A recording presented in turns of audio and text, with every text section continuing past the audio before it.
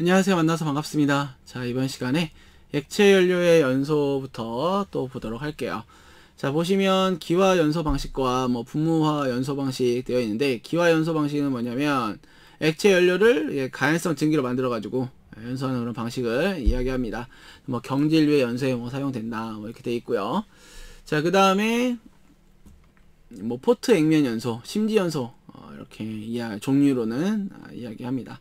그 다음에 분무화 연소 방식인데, 이건 분무용 버너. 이건 뭐냐면, 분무라는 얘기는 액체 유적을, 그러니까 이 사이즈를 굉장히 작게, 우리 그 물로 치면은 분무기 있죠, 분무기. 분무기로 이제 연료를 쏴준다. 이렇게 보시면 되겠어요. 자, 그래서 표면적을 증가시켜 연소하는 그런 방법이 됩니다. 자, 액체 연료를 효율적으로 연소시키기 위해 서는 연료를 미립화해야 되고, 이때 미립화 특성을 결정하는 인자는 분무량, 분무 입경, 분무의 도달거리, 분사 압력, 분사 속도, 연료 점도 이런 것들이 있게 되겠습니다. 자, 그 다음에 연소 장치가 되어 있는데, 여기 유압 분무식 버너, 여기서 이 유압 분무식 버너에 대한 특징을 시험에서 좀 그래도 자주 물어보는 편이에요. 자, 보면 유압이니까 말 그대로 뭐예요? 압이겠지. 압. 그쵸? 압력을 어느 정도 있는 그런 형태가 되겠고, 그 다음에 구조가 간단하다. 유지보수가 용이하며 연소 큰 대형 보일러에 이용된다. 고부하 연소 가능하다. 고. 유압 버너에는 연료의 부무 각도에 따라 유압 버너에서 연료의 부무 각도를 압력 점도 등에 따라 40에서 90도. 연료의 분사량 15에서 2000 리터 파워. 네, 유압이 5에서 30kg per 제곱 센티미터. 이렇게 가장 크다. 이렇게 됩니다. 그 다음에 유량 조절 범위의 경우에 환료식 같은 경우 1대3, 비환료식 1대2 정도. 부하 변동에 적응이 어렵다. 이런 특징들이 보기에 쭉 깔아놔요. 그리고 지금 제가 동그라미 치거나 밑줄 친 데 있죠? 이거 싹 다 반대로 해서 이야기합니다. 그러면 어떤 걸 예로 드냐? 요 밑에 있는 요기 있죠? 회전식 버너, 로터리 버너. 말 그대로 회전을 시키면서 결국은 이제 분무컵이라고 하는데, 이렇게 생겨서 얘를 고속으로 회전을 시키는 거예요. 그러면은 입자가 이렇게 나가면서 굉장히 작게 나가겠죠? 이거예요. 분무컵을 고속으로 회전한다 이거지. 원심력에 의해 미립화된 액적을 연소시키는 방법이고, 그 다음에 입경이 큰 슬러지나 수분이 많은 폐유기용제 이런데 사용이 된다. 점도가 이제 작게 되면은 분무와 입경이 작게 되는데, 또 점도가 높은 경우에도 이거 회전 속도를 조절해서 사용을 또 할 수가 있게 되겠습니다. 자, 그 다음에 이제 유압이 0.5 이렇게 돼요. 자, 위에 볼게요. 얼마였어 아까? 얘는 5에서 30이죠. 얘는 어떻게 돼요? 0.5예요. 작아요. 그쵸? 비교하는 걸로 출자가 될 수 있고, 분무각도 40에서 80. 유량 조절도 1대5 정도 큰 편이다. 되어 있습니다. 구조가 간단하고 취급이 용이하다. 중소형 보일러에 많이 써요. 그래서 이 유압표는 연료의 입경이 크며 직결식은 분무컵 회전수, 전동기의 회전수와 같은 어떤 그런 방식이다 이거죠. 이런 형태로 위에 있는 유압 버너 분무식과 그 다음에 여기 있는 회전 버너식 두 가지 비교하는 문제로 출제가 많이 되고 있습니다.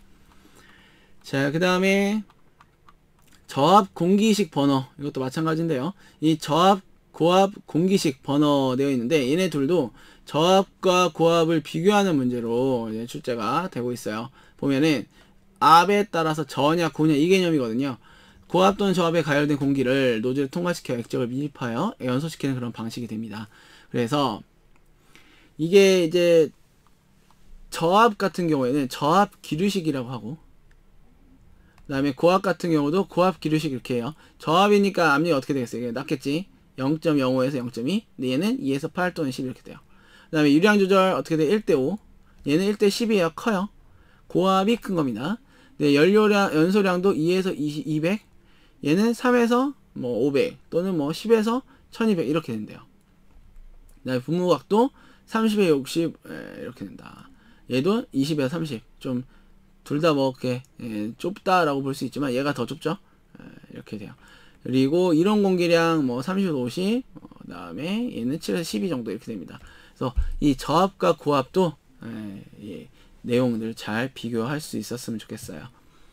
자, 그 다음에 건 타입 있는데, 여기 말 그대로 총이랑 비슷하게 생긴 거죠. 유압이 7kg per 제곱센티미터 이상 이렇게 되겠고, 유량 조절의 범위가 넓지 않고 부하 변동에 대응이 어려우며 소형 보일러 같은 적은 용량이 적합하다 이렇게 됩니다. 자, 기체연료의 연소 볼게요. 확산 연소가 있는데 이게 일반적인 그 기체연료 연소의 형태예요. 그래서 앞에서 우리가 간단하게 하긴 했는데 비슷해요. 그래서 이제 연료를 이제 분산하고 공기를 따로 타서 이제 혼합시켜서 연소를 시킵니다. 역화 위험이 없고 부하의 변동에 대응이 범위가 넓다. 역화라는 얘기는 이 연료가 분사되거나 공기가 분사되는 곳에 거꾸로 타고 불길이 타고 들어가는 건데, 타고 들어가도 탈 게 없죠. 그러니까는 역화가 안 되겠지, 거꾸로. 그 다음에 연료 분출 속도가 느리고 장염을 만드나 분출 속도가 클 경우에는 그 흐름을 방사하기 쉽다. 네, 포트형과 버너형 있습니다. 요거 그냥 한번 특징들 읽어보시면 되겠어요.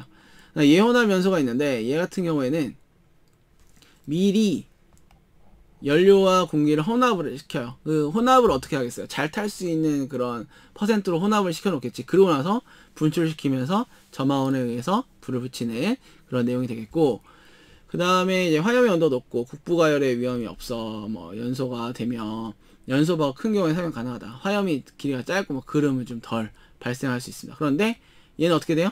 연소 분출 속도가 좀 느리다 싶으면은 역화의 위험이 있어요. 왜냐, 여기로 쏴주는데 여기로 나올 때 누구랑 연료랑 공기가 같이 있기 때문에 충분히 잘 탈 수 있는 조건이 만들어진 상태에서 나옵니다. 그러면 얘가 좀 오늘 좀 뭐 온도가 높네 좀 줄일까 싶으면 불이 거꾸로 타고 들어오는 거지.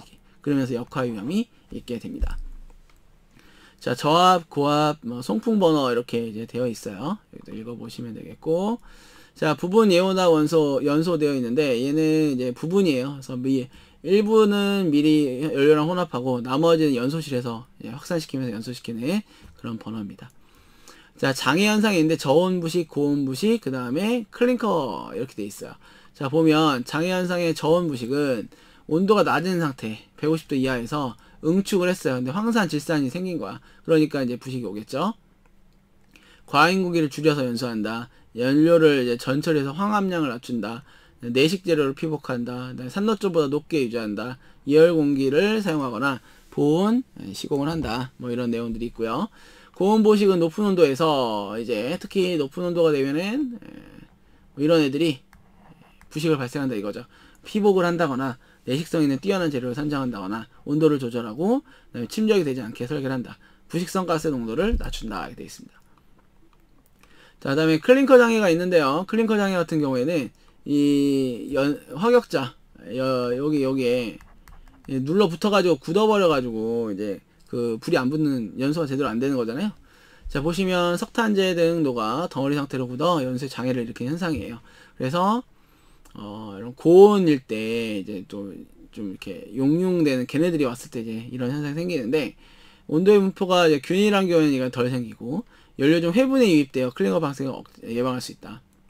그 다음에 교반수도 적절히 해서 이제 거기 안에서 그 격자 안에서 굳지 않도록 이렇게 클링커 생성을 억제하는 그런 방법들이 있습니다. 자, 그 다음에 이제 통풍 장치인데 뭐 자연 통풍과 강제 통풍이 있어요. 자연 통풍 같은 경우는 연돌, 강제 통풍, 인공 통풍에서 압을 이제 줘가지고 그 인위적인 어떤 그런 바람을 일으키는 거고요. 자연 통풍에서 연돌 통풍이라고 합니다. 그래서 연소된 후에 배출된 배출가스의 부력, 온도 이런 것들에 의해서 통풍력에 의해서 지가 올라가는 거예요. 그래서 보통 15 정도 온도가 높고 연돌이 높을수록 통풍력은 커지게 됩니다. 이 통풍력과 관련된 식이 또 있죠. 앞에서도 개론에서 나왔는데 이 공식을 꼭 기억을 하고 있어야 하고요. 그다음에 이게 개론이나 연소공학이나 뭐 다 나올 수가 있게 되겠습니다. 참고가 아니지, 이거 기억해야 된다 했어요. 네, 특징 보면은 이제 송풍기를 필요로 하지 않아서 이제 간단하다, 동력이 좀 덜 들어간다, 소음이 적다, 유지 비용이 좀 적게 든다 이런 특징이 있습니다. 그 다음에 대용량에는 어울리지 않고 외기의 온도와 습도 영향을 받게 됩니다. 자, 자연 통풍력을 증대시키는 방법이 있어요. 어떻게 하냐? 굴뚝을 높인다. 굴뚝 통로를 단순하게 한다. 체류 시간을 증가시키고 온도를 높이고 단면적을 작게 하여. 이거 뭐가 연결돼야 돼요? Q는 AV에서 유량은 동일한데 면적이 작아지면은 배출되는 유속이 빨라지겠죠. 자, 다음 강제 통풍에서 인공 통풍 이렇게 얘기합니다.